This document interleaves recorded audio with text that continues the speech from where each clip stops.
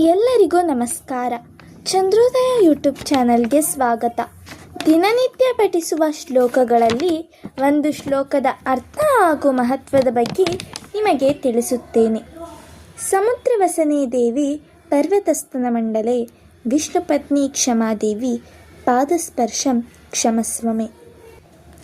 ಈ ಶ್ಲೋಕವನ್ನು ದಿನನಿತ್ಯ ಬೆಳಗ್ಗೆ ಎದ್ದ ತಕ್ಷಣ ನೆಲದ ಮೇಲೆ ಅಥವಾ ಭೂಮಿಯ ಮೇಲೆ ನಮ್ಮ ಕಾಲನ್ನು ಇಡುವ ಮುನ್ನ ಹೇಳುವ ಶ್ಲೋಕವಾಗಿದೆ.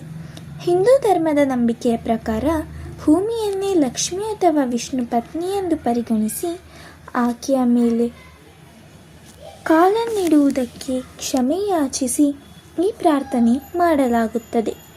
ಬೆಳಗ್ಗೆ ಎದ್ದ ತಕ್ಷಣ ಭೂಮಾತೆಗೆ ವಂದಿಸುತ್ತಾ, ಸಮುದ್ರವನ್ನೇ ವಸ್ತ್ರವನ್ನಾಗಿ ಧರಿಸುವವಳೇ, ಪರ್ವತಗಳನ್ನು ಸ್ತನಗಳನ್ನಾಗಿ ಹೊಂದಿರುವವಳೇ, ಶ್ರೀಮನ್ನಾರಾಯಣ ಪತ್ನಿಯಾದ ಭೂದೇವಿಗೆ ನನ್ನ ನಮಸ್ಕಾರ ಎಂದು ಹೇಳಬೇಕು.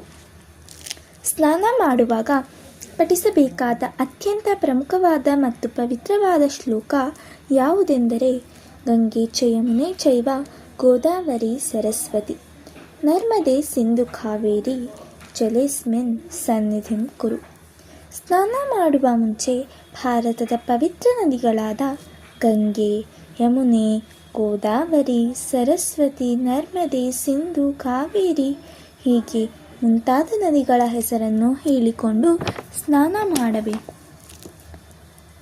ಹೀಗೆ ಸ್ನಾನ ಮಾಡಿದರೆ ದಿನವಿಡೀ ದೇಹಕ್ಕೆ ಹಾಗೂ ಮನಸ್ಸಿಗೆ ಧನಾತ್ಮಕ ಶಕ್ತಿ ಮತ್ತು ಚೈತನ್ಯ ದೊರೆಯುತ್ತದೆ. ಧನ್ಯವಾದಗಳು. ಈ ವಿಡಿಯೋ ನಿಮಗೆ ಇಷ್ಟವಾದಲ್ಲಿ ಲೈಕ್ ಮಾಡಿ, ಶೇರ್ ಮಾಡಿ ಮತ್ತು ಸಬ್ಸ್ಕ್ರೈಬ್ ಮಾಡಿ. ಬೆಲ್ ಐಕಾನ್ ಒಡೆಯುವುದನ್ನು ಮರೆಯಬೇಡಿ.